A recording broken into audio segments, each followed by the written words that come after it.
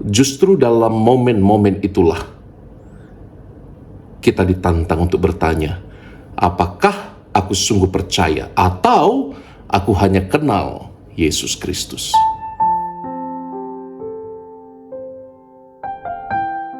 Sahabat Fresh Juice, sesaat lagi kita akan mendengarkan Fresh Juice Jumat 24 Maret 2023 bersama Romo Albertus Joni SCJ dari Lampung. Selamat mendengarkan.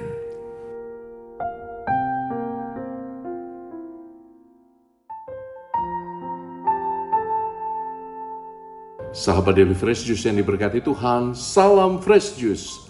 Hari ini 24 Maret 2023, saya Romo Albertus Joni SCY mengundangmu untuk masuk mereguk kesegaran sabda Tuhan yang menghidupkan. Injil hari ini diambil dari Injil Yesus Kristus menurut Santo Yohanes bab 7 ayat 1 sampai 2, dilanjutkan ayat 10 dan ayat 25 sampai 30. Yesus berjalan keliling Galilea. Ia tidak mau tetap tinggal di Yudea karena di sana orang-orang Yahudi berusaha untuk membunuhnya. Ketika itu sudah dekat hari raya orang Yahudi, yaitu hari raya Pondok Daun. Tetapi sesudah saudara-saudara Yesus berangkat ke pesta itu, ia pun pergi juga ke situ, tidak terang-terangan tetapi diam-diam. Beberapa orang Yerusalem berkata, "Bukankah dia ini yang mau mereka bunuh?" Dan lihatlah, ia berbicara dengan leluasa dan mereka tidak mengatakan apa-apa kepadanya. Mungkinkah pemimpin kita benar-benar sudah tahu bahwa ia adalah Kristus? Tetapi tentang orang ini kita tahu dari mana asalnya. Sementara bila mana Kristus datang, tidak seorang pun tahu dari mana asalnya. Waktu Yesus mengajar di bait Allah, ia berseru, "Memang aku kamu kenal dan kamu tahu dari mana asalku. Namun aku datang bukan atas kehendakku sendiri, tetapi aku diutus oleh Dia yang benar dan tidak kamu kenal. Aku mengenal Dia sebab aku datang dari Dia dan Dialah yang mengutus aku." Mereka berusaha menangkap Yesus tetapi tidak ada seorang pun yang menyentuh Dia sebab saatnya belum tiba. Demikianlah Injil Tuhan. Terpujilah Kristus. Sahabat Daily Fresh Juice yang diberkati Tuhan, sekali lagi salam Fresh Juice. Saya seringkali berjumpa dengan orang-orang baru ketika berkunjung ke sebuah tempat atau ketika duduk di tempat umum. Biasanya saya akan berusaha menyapa dan memulai pembicaraan. Selalu menjadi tantangan untuk meyakinkan orang bahwa saya sungguh-sungguh pastor. Karena mungkin wajah saya lebih layak kelihatan seperti seorang sales asuransi daripada seorang imam dalam gereja Katolik. Saudari-saudaraku yang diberkati Tuhan, ada kalanya kalau saya duduk di tempat umum dan mulai berbicara dengan orang-orang, saya akan mengatakan bahwa, oh ya, saya seorang pemilik perusahaan. Dan perusahaan ini adalah perusahaan multinasional tersebar di pelbagai negara. Dan perusahaan ini bergerak di bidang pendidikan, rumah sakit. Kita punya institusi-institusi pendidikan hebat di seluruh dunia. Juga kita punya rumah sakit terbaik yang sangat terkenal di seluruh dunia. Belum lagi kita juga memiliki karya karitatif yang luar biasa. Dan orang yang akan mendengarkan, terutama nona-nona yang masih belum mengenal saya, mungkin matanya akan berbinar, wow, saya sedang bicara dengan seorang pengusaha hebat. Lalu dia akan bertanya, perusahaannya apa namanya? Lalu akan saya beritahu dengan senyum lebar, muka tidak berdosa, nama perusahaannya Gereja Katolik Roma. Sahabat-sahabatku yang diberkati Tuhan, kalau tidak kenal, maka tidak sayang. Itu kata pepatah. Tetapi Kita juga menemukan bahwa dalam Injil hari ini bahkan orang-orang yang mengenal Yesus pun tidak sayang padanya. Jadi belum tentu jaminan kalau sudah kenal pasti sayang. Saudari-saudaraku yang diberkati Tuhan, orang-orang sezaman Yesus bergulat untuk mengerti identitas dia. Dia tahu keluarganya, dia tahu bapak ibunya, bahkan dikatakan dalam bagian Injil yang lain mereka tahu saudara-saudarinya. Bukankah dia ini dari Nazaret? Dia tahu bahwa Yesus itu seseorang dengan latar belakang biasa-biasa saja dan itu sebabnya mereka tidak percaya dan mereka tidak bisa mengenali identitas Yesus yang lebih dalam, bahwa dia adalah Mesias, bahwa dia anak Allah. Jadi identitas dan latar belakang Yesus yang mereka kenal itu menutup mata mereka terhadap semua mujizat yang Yesus sudah buat. Apalagi Injil hari ini ada di bab 7. 7 bab Yesus sudah berbuat aneka mujizat, tapi mereka menolak untuk percaya. Karena apa? Karena mereka merasa kenal dengan Yesus. Hati-hati, bias yang sama juga kita bisa alami, teman-teman. Anda yang mengaku diri sebagai umat Kristiani, kadang-kadang dengan begitu bangga bersuara lantang, saya sudah diselamatkan, I am saved, I know Jesus really well. Saya tahu dan saya kenal Yesus, Yesus penyelamat. Tapi, apakah Anda sungguh beriman padanya? Kalau Anda sekedar tahu bahwa Yesus itu penyelamat, Anda mungkin tidak ada bedanya dengan beberapa roh jahat dalam kitab suci yang mengatakan, aku tahu siapa engkau. Engkau yang kudus dari Allah. Jangan-jangan kita tidak ada bedanya dengan makhluk bertanduk itu. Kalau kita hanya sekedar kenal dan tahu, tidak ada bedanya kita dengan iblis yang juga kenal identitas Yesus. Maka dalam catatan yang lebih serius, mari kita renungkan pertanyaan ini. Apakah saya sungguh beriman padanya? Apakah pengenalanku akan Yesus membuahkan relasi yang intim? Apakah aku bisa mengandalkan dia dalam setiap perkara hidupku? Apakah dalam momen-momen ketidakpastian, aku tetap bisa berdiri tegak dan mengatakan, ya, Yesus penyelamatku. Ya, dalam dia ada sukacita. Dalam dia kegelapan sirna. Dalam dia keselamatanku ada dan terjadi. Tidak mudah, tidak mudah. Tidak mudah. Jangan-jangan kita hanya mengenal, namun belum mengimani.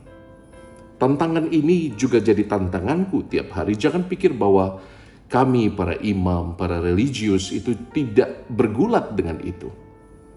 Tiap saat saya berdoa, setiap kali menyambut komuni, Tuhan, tambahlah imanku. Tuhan, bantulah aku yang kurang percaya ini. Ada kalanya dalam hidup teman-teman, hidup kita menjadi terombang-ambing oleh badai kehidupan yang begitu ganas. Entah itu namanya sakit penyakit tak tersembuhkan, entah itu namanya rasa kecewa dan patah hati yang berkepanjangan, entah itu namanya tantangan finansial yang tidak habis mendera hidup kita, entah itu namanya relasi-relasi yang tidak sehat, entah itu namanya ketergantungan dengan obat-obat terlarang, entah itu namanya ikatan-ikatan dengan kuasa kegelapan. Kadang-kadang begitu kita berhadapan dengan badai kehidupan, you tidak punya kuasa seolah-olah untuk menavigasi kehidupan ke tempat yang lebih baik. Justru dalam momen-momen itulah kita ditantang untuk bertanya, apakah aku sungguh percaya atau aku hanya kenal Yesus Kristus? Iman dalam banyak hal berarti berserah. berarti menyerahkan, berarti total berserah pada apa yang menjadi jalan dan kehendak Tuhan. Tapi ini tidak semudah kata-kata yang keluar dari mulut saya, bukan? Ini benar-benar keputusan fundamental dalam hidup manusia. Ya Tuhan, aku menyerahkan segalanya padamu. Maka teman-teman, saya harap kita punya waktu ya untuk hari ini duduk diam dan bertanya dalam-dalam, sejauh apa kualitas relasiku dengan Yesus Kristus. Apakah aku sungguh mengenal dan lalu menyerahkan segala jalan hidupku padanya, atau aku masih sok kuat, sok hebat, sok gagah, seolah-olah aku yang menentukan segalanya dalam hidupku. Oh temanku, ini hanya akan membuat aku dan engkau menjadi pribadi yang depresi. Seolah-olah masa depan ada di genggaman tanganku, ada di sebuah kalkulasi perhitunganku, ada di semua urutan depositoku. Tapi hari ini aku undang engkau untuk bertanya, sekuat apa sih kita? Sehebat apa sih pikiranku? Sematang apa sih rencanaku kalau aku tidak menyerahkan semua pada akhirnya kepada Dia? Dan inilah intisari iman Kristiani. Iman Kristiani bukanlah iman yang mengajarkan bahwa aku yang menentukan hidupku, tapi kita percaya pada satu entitas ilahi yang kita beri nama Bapa Maharahim, yang mengenal kita secara pribadi, yang mengutus anaknya karena Dia begitu sayang pada kita, dan Dia nyatakan dalam darah dan daging bahwa Dia mengasihi kita. Bahkan darah dan daging itu dirayakan di atas Kalvari, di atas kayu salib. Sereal ini, senyata inilah Allah mengasihimu, mengasihiku. Senyata inilah Allah ingin dikenal dalam pribadi Yesus Kristus, manusia tersalib itu. Dan bahkan tidak cukup di sana, cinta Bapa dan Putra melahirkan Roh Kudus yang sudah ada sejak awal mula dunia. Dan misteri-misteri yang begitu indah inilah teman-teman yang kita rayakan dalam iman Kristiani. Kalau kita punya Allah yang begitu sayang pada kita sehingga misterinya bahkan tidak dapat kita cerap dengan akal budi yang cuman, berapa sih otak kita? 800 gram? 1,2 kilogram? Otak kita kecil sekali ya untuk bisa menangkap kasih Allah. Well, my fat belly is way heavier itu. Lemak di perut saya mungkin lebih berat daripada isi otak saya. Tapi coba Anda renungkan ini. Betapa Allah mewahyukan cintanya yang tidak terbatas itu dalam diri Yesus Kristus. Dia rindu untuk mengenal kita. Dia rindu, Dia buka hatinya supaya kita mampu mengenal Dia. Tapi rupanya undangannya tidak cukup ya.